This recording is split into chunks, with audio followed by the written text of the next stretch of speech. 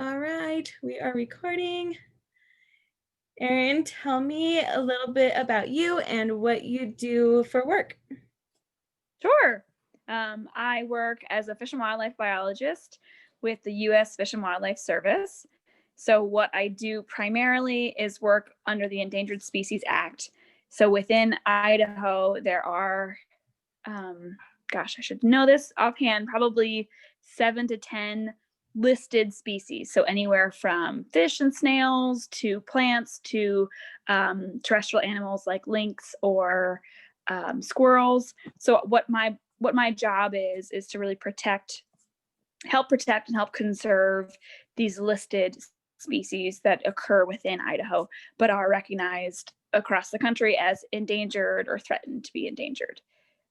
So I guess what that means is any kind of federal project like building a bridge or harvesting a forest, I help ensure that those activities reduce impacts to endangered or threatened species. Holy cow. Okay. That's actually really cool. I would never think about that kind of stuff. Like you go and you drive down Eagle Road and you see all these buildings come up, and yeah, we're in the city, but you never think, like, okay, if that were to be happening in wildlife, like a bridge, for example, poor animals, they need to be protected, and you're literally their advocate. You're like their Yeah. superhero. Well, and what's really special about Idaho is that so much of the state is public land.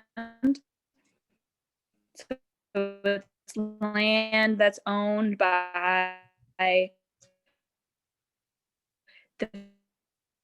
federal government. So let's say like the forest we have all so that those animals can actually live and thrive in. And so that's very different than other states. Like if you think about, I don't know, back east or like California. California is very developed. It's like Massachusetts, is New York. They're very developed. Yes, they still have some public lands, but in Idaho, there's so much land that is just maintained as wild and conserved that way, which is really special. Wow, that is so cool. So when it comes to larger animals, so it kind of sounds like, well, yeah, Idaho doesn't really have a lot of larger animals or larger cats and like tigers, for example. What do you think? Do you have any experience with tigers or any kind of larger animals like that? So in Idaho, we actually have Canada lynx, which are a listed species, and they're not as big as tigers, but they're a large cat. And they're really unique because they thrive in really snowy, high elevation, cold environments. They have these really fat, huge paws that help them walk on top of snow. And so they extend from Montana probably over to Washington. So I do work with them occasionally and ensure that they're protected. But besides that, my experience with big cats is minimal. I'm more of a stay at home, work with the species that are in this country. Sure, I've been to zoos and seen tigers, but I have never worked directly in terms of like career profession with tigers. Sure. Well, and with all of us being home, all of us watching Netflix, we've all seen Tiger King. How do you think that show kind of, do you think it hindered tigers, like in the sense that we're raising awareness of their extinction, or like um, the safety of tigers? Do you think that hindered it, or do you think it raised awareness? In your professional opinion, how do you view that? Yeah, I had a really hard time watching that show, to be honest. I have worked with zoos in the past, and so I understand how a zoo works. And a lot of times, zoos have this mind of conservation as like a primary or secondary goal for what they do. But watching Tiger King hurt my like soul because it wasn't about conservation; it was about personal gain. And so I think it's a really great question. I think that I'm sure people got interested in tigers and learning about how they are endangered. I mean, like critically endangered within this world.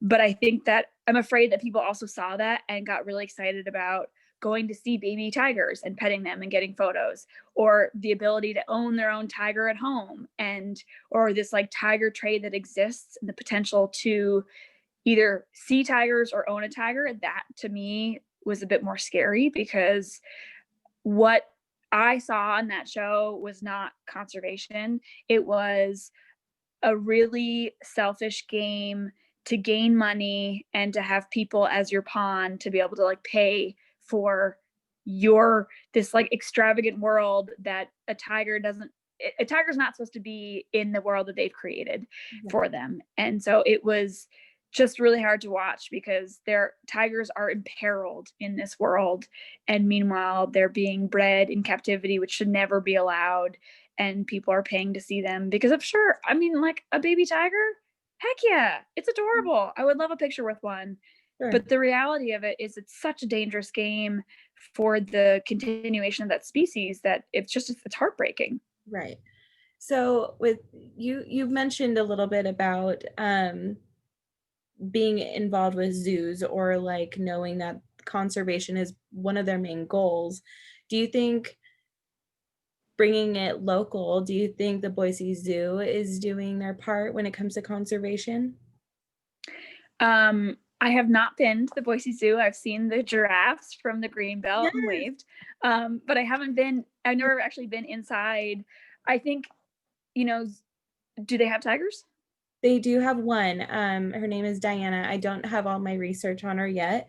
Um, but based on what I have found, they talk about conservation a lot, and I do know that they have raised a lot of money um, to make that a huge goal and to make that more aware in the park or the zoo. So I'm pretty sure they are very aware.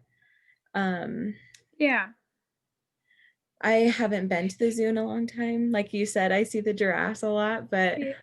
that's it. And I think that's one thing that is um maybe under like appreciated, is that a zoo, if nothing else, it is exposing all of these young kids to animals that they wouldn't naturally see, Mm. like see here. And yes, it is the establishment that is raising animals that are not native to the US.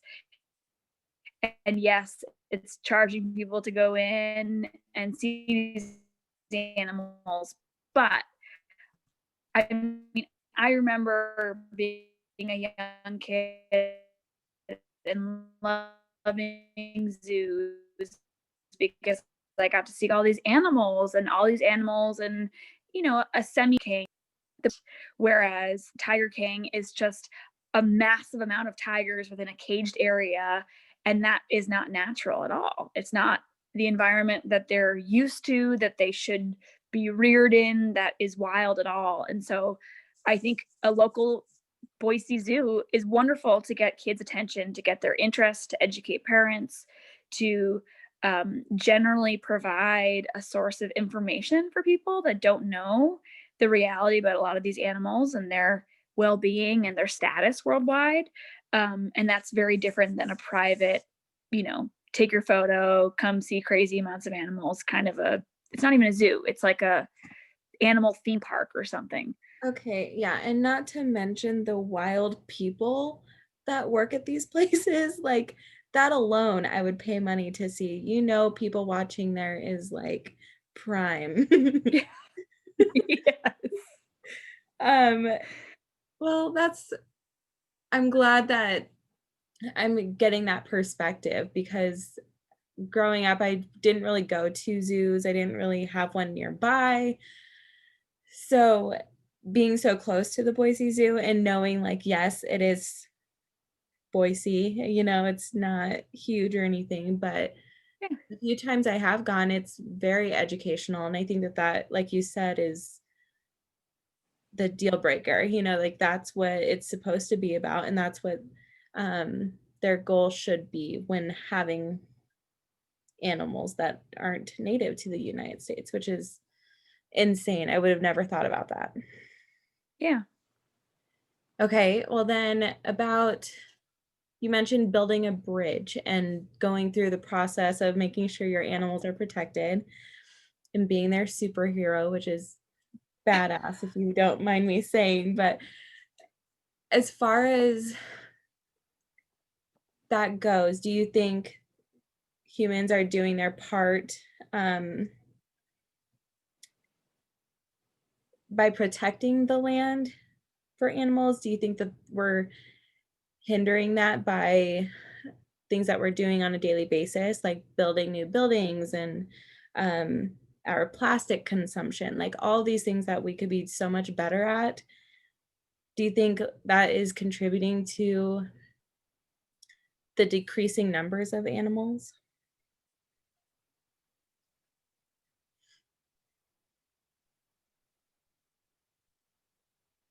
And oh, you're blinking. Try it again. Can you hear me? Will you ask the end of that question? I missed it. Do you think that I don't know, where was I?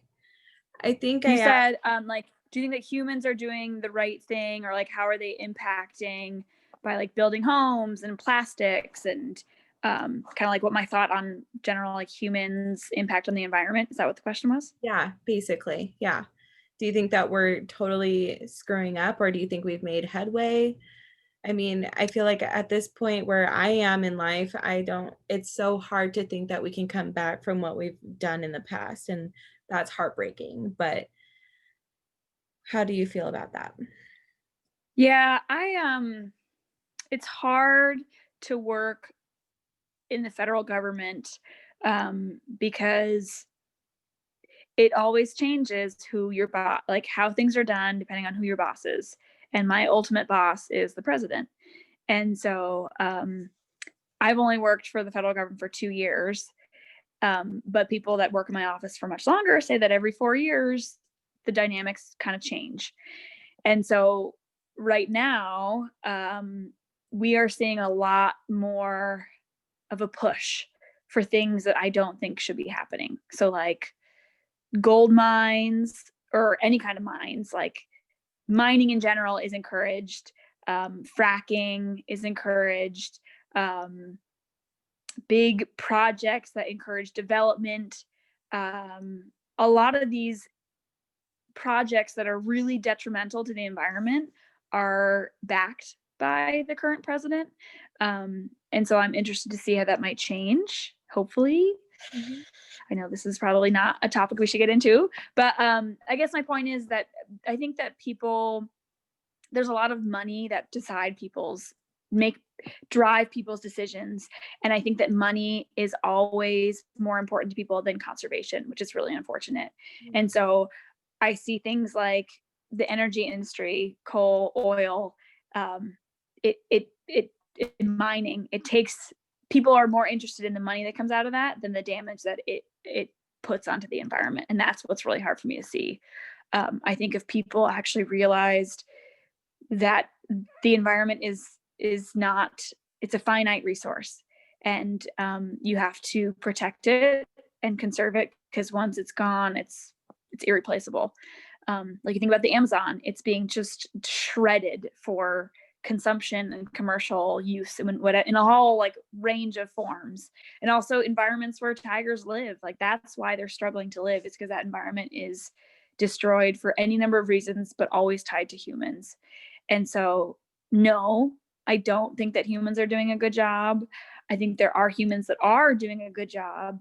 But as a collective, I think that there needs to be a general shift in the way we consume, the way we create waste and trash. Um, I think there's a lot of things that we need to do that need to change sooner rather than later. Yeah. Well, that's really well said because you kind of, I know I could be so much better about sustainability and about how I view things. Like you said, the perspective I have on like the Boise Sioux and like learning about that is just as important as all these other bigger things that you're not seeing. You know what I mean? And it's insane that all this is happening, and it's weird to think that we could even put a stop to it. It almost seems too big to tackle. But if you could think of anything that we could do in general, what's one thing that you think is important for us to work on?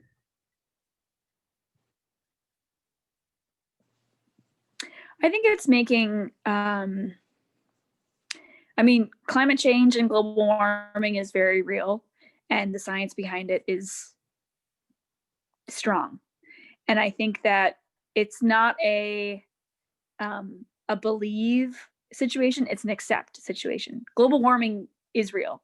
And I think people need to start accepting that. It's not, oh, I believe in climate change, I believe in global warming. It's not a belief, it is a fact. It is a fact that it's occurring and that it's happening, and you just need to accept it. And I think it's a lot of people that need to make accept that. I mean, look at the number of wildfires this year alone. Look at the number of hurricanes, tornadoes, weather events that are beyond absurd or beyond normal. It's all happening because the climate is changing, and it's not changing in a natural way. It's our impact into this earth as a whole. And I think that once people start actually accepting climate change as the fact of what it is and trying to make changes around that, I think changes need to be big. I think it comes down to more natural energy resources like wind. Yeah, there's water, but there's problems with using dams and hydropower, so that's another issue. But the amount of gas people use on their cars and planes for traveling for, I don't know, whatever reason. I think people, the first step is to accept climate change. And once that is accepted by all, then there can be ways that we can start together reducing waste, recycling more, reducing the amount of energy that's used for unnecessary reasons. I mean, sure, I have like 4 lights on my house right now. I'm probably not helping, but I do try to recycle. Right. So, and I try to grow a garden. So I'm creating my own food, and I try to shop locally. And I think that there are ways that are fairly easy for people to help. And I think that if people were more aware of what those small little steps could be, like just drink out of a water bottle instead of buying plastic water bottles every time you go to a gas station. Just refill a water bottle. It helps. So Yeah. I think once people accept the fate that we are, the direction that we're going, and then there's more of a countrywide push to make a change, and it's a group effort, that's where you're going to see a difference, is when it's a group effort. Yeah. So you're saying accept that this is a real thing, then they'll be more open to fixing it. Well, that makes me feel very small, but also like I'm in control of that Yeah. too. So, well, I appreciate you and thank you so much for answering my questions. That was awesome. I'm Of gonna stop, course. so hang on.